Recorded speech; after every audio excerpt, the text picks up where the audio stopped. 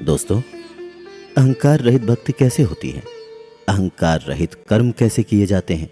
ये किसी से सीखना हो तो हनुमान जी से सीखा जाए। अहंकार करने का मतलब है हर बात में मैं करना। जैसे मैंने ये किया, मैंने वो किया, जो कोई नहीं कर सकता वो मैं कर सकता हूँ, मेरे जैसा तो कोई है ही नहीं, मैं दूसरों से अलग हूँ, बेहतर हूँ, वगैरह वगैरह। यानी हमेशा खुद को दूसरों से ऊपर रखना। अहंकार अच्छे खासे इंसान को हर वक्त मैं करने वाली बकरी बना देता है। हनुमान जी को रावण की तरह अपने किसी भी बल, बुद्धि, पराक्रम या कार्य का अहंकार नहीं था, पर उन्हें गर्व था, वो भी बस एक बात का कि वो प्रभु श्री राम जी के भक्त हैं और उनके सेवक हैं। श्री राम जी का सेवक होना, उनके लिए किसी काम आना, बस यही एक बात उन्हें गर्व करने वाली लगती थी। यही रोल था उनके जीवन का, जिसे उन्होंने बड़ी खूबसूरती से निभाया। इस एपिसोड में हम उनके ऐसे ही कुछ और महान कार्यों को सुनने और समझने जा रहे हैं जो उन्होंने बड़े सेवा भाव से किए। आइए आगे बढ़ते हुए सुनते हैं हनुमान चालीसा की 11वीं और 12वीं चौपाइयां। लाए संजीवन लखन जियाए, श्री रघुवीर हर्षि उर लाए। रघुपति कीन्ही बहुत बड़ाई, तुम मम प्रिय भरतहि सम भाई। इसका अर्थ है, हे हनुमान जी, आपने संजीवनी बूटी लाकर भैया लक्ष्मण को जीवित किया, जिससे श्री रघुवीर ने खुश होकर आपको अपने हृदय से लगा लिया। आपके इस काम से खुश होकर प्रभु श्री राम ने आपकी बहुत तारीफ की और कहा कि आप हमारे भरत जैसे प्यारे भाई हो।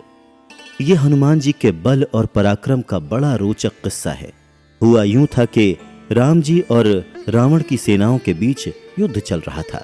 उसी बीच मेघनाथ ने लक्ष्मण भैया पर ऐसा शक्तिबाण छोड़ा जिससे वो बेहोश हो गए। उस वक्त उन्हें इलाज की सख्त जरूरत थी, वरना उनके प्राण भी जा सकते थे। किसी को कुछ समझ ही नहीं आ रहा था कि किया क्या जाए। प्रभु श्री राम भी हिम्मत हार रहे थे। तभी जामवंत के कहने पर हनुमान जी लंका के सबसे प्रसिद्ध वैद्य सुषेण को उनके घर सहित उठाकर वहां ले आए। वैद्य सुषेण ने लक्ष्मण जी को देखकर कहा कि हिमालय पर एक ऐसा पर्वत है जहां पर संजीवनी बूटी मिलती है। अगर कुछ समय के अंदर संजीवनी बूटी यहां लाई जा सके तो लक्ष्मण जी के प्राण बच सकते हैं, वरना कोई दूसरा उपाय नहीं है। युद्ध हो रहा था लंका में। हिमालय पर्वत था कोसों दूर उत्तर में। ऐसे में संजीवनी बूटी लाना, वो भी बहुत कम समय सीमा के अंदर, ये काम अगर कोई कर सकता था तो वो थे हनुमान जी। हनुमान जी ने उस पर्वत का नाम पूछा, उस बूटी यानी औषधि की पहचान पूछी और तेज गति से उड़ चले। किंतु उस पर्वत पर तो अनेक तरह की औषधियों के पौधे थे जो देखने में एक से लगते थे।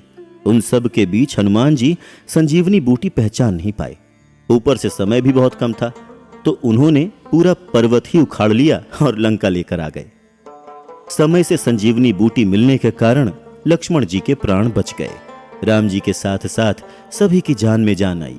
इस असंभव लगने वाले काम को करने पर, लक्ष्मण जी की जान बचाने पर प्रभु श्री राम जी ने हनुमान जी को खुश होकर गले से लगाया और उन्हें अपने भाई समान प्यारा बंधु बताया। आइए अब अगली 2 चौपाइयां सुनते हैं। सहस बदन तुम्हरो यश गावे, अस कही श्रीपति कंठ लगावे। सनकादिक ब्रह्मादि मुनीसा, नारद सारद सहित अहिसा। इसका अर्थ है, प्रभु श्री राम ने यह कहकर हनुमान जी को सीने से लगा लिया कि तुम्हारे यश का जितना गुणगान किया जाए, जितनी वंदना की जाए, वो कम है। 1000 मुंह से भी तुम्हारी प्रशंसा की जाए तो वो भी कम है। तुम्हारे काम इतने सराहनीय हैं कि वो शब्दों की सीमा के परे हैं। आगे तुलसीदास जी कहते हैं, संसार में जितनी भी महान विभूतियां हैं, महान संत और ऋषि हैं, जितने भी देवी देवता हैं, जैसे श्री सनक, श्री सनातन, श्री सनंदन, श्री सनत कुमार आदि मुनि, ब्रह्मा जी, नारद जी, मां सरस्वती, शेषनाग जी आदि देवी देवता, सभी आपका गुणगान करते हैं, क्योंकि आपने प्रभु श्री राम को ऐसे संकट से उबारा है जिसकी कोई भरपाई नहीं हो सकती थी। हनुमान जी की ये प्रशंसा 15वीं चौपाई में भी जारी है, जिसमें तुलसीदास जी कहते हैं, जम कुबेर दिगपाल जहां ते, कभी कोबिद कही सके कहां ते। यानी यमराज, कुबेर आदि सभी दिशाओं के रक्षक, कवि, विद्वान, पंडित या कोई भी आपके यश का पूरी तरह से वर्णन नहीं कर सकते। ऐसा यश है हनुमान जी का जिसका पूरी तरह गुणगान करना संभव ही नहीं है। कोई उनकी महानता के आसपास भी नहीं ठहर सकता। जी हाँ, यही है भक्ति की शक्ति। बिना भक्ति का बल कैसे मिट्टी में मिल जाता है, इसका उदाहरण रावण है। और शक्ति को अगर भक्ति मिल जाए तो कैसे चमत्कार किए जा सकते हैं, इसका श्रेष्ठ उदाहरण हनुमान जी हैं। वो हमें सिखाते हैं कि हमारे पास जो भी साधन संसाधन हैं, जो भी पावर है, उनका इस्तेमाल, उनका यूज हमेशा अच्छे कामों के लिए, दूसरों की भलाई के लिए, सेवा के लिए ही करना चाहिए। तभी उनका लाभ है, तभी वो आदर के, तारीफ के काबिल हैं, वरना नहीं। अब अगली चौपाई पर चलते हैं, जो कि इस प्रकार है। तुम उपकार सुग्रीवहि कीन्हा, राम मिलाय राजपद दीन्हा। हे हनुमान जी, आपने सुग्रीव जी को प्रभु श्री राम से मिलाकर उन पर उपकार किया, जिसके कारण वो राजा बने। इस चौपाई में उस समय की बात है जब प्रभु श्री राम माता सीता की खोज में भटक रहे थे। फिर वो उस पर्वत पर पहुंचे जहां राजा सुग्रीव अपने भाई बाली के डर से छिपकर जीवन बिता रहे थे। सुग्रीव को बाली की ओर से हर वक्त हमले का खतरा रहता था, इसीलिए उस पर्वत पर सुग्रीव के गुप्तचर घूमा करते थे।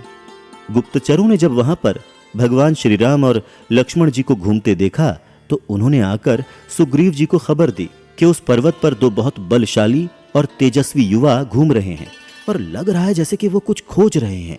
हो सकता है कि वो आपकी तलाश में भेजे गए बाली के सैनिक हों।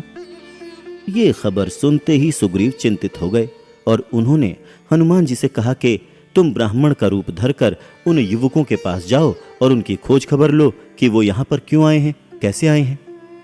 हनुमान जी ने ऐसा ही किया। हनुमान जी ब्राह्मण बनकर उनके पास गए और राम जी से वहां पर आने का कारण पूछा। भगवान राम अपनी चेतना से समझ चुके थे कि ब्राह्मण रूप में खुद हनुमान जी खड़े हैं। वो मन ही मन मुस्कुरा उठे और उन्होंने हनुमान जी को वहां आने का कारण बताया, साथ ही साथ अपना परिचय भी दिया। प्रभु श्री राम जी का परिचय पाकर हनुमान जी बहुत खुश हुए कि उनके सामने स्वयं उनके स्वामी प्रभु श्री राम खड़े हैं। उन्हें अपने आप पर बहुत पछतावा हुआ कि उन्होंने अपने प्रभु श्री राम को पहचाना नहीं। इसके बाद वो अपने असली रूप में आ गए और भगवान श्री राम के चरणों में झुक गए। श्री राम ने उन्हें उठाकर गले से लगा लिया। इसके बाद हनुमान जी श्री राम और लक्ष्मण जी को अपने कंधे पर बैठाकर सुग्रीव जी के पास ले गए और दोनों की दोस्ती करा दी। इस दोस्ती के दो फायदे हुए। पहला, सुग्रीव को बाली वध के बाद उनका खोया हुआ राज्य वापस मिल गया और दूसरा, श्री राम को रावण से युद्ध करने के लिए सुग्रीव की सेना का सहयोग मिला। और ये दोनों ही काम सिर्फ हनुमान जी के कारण ही संभव हो सके। दोस्तों, मैं ये उम्मीद करता हूं कि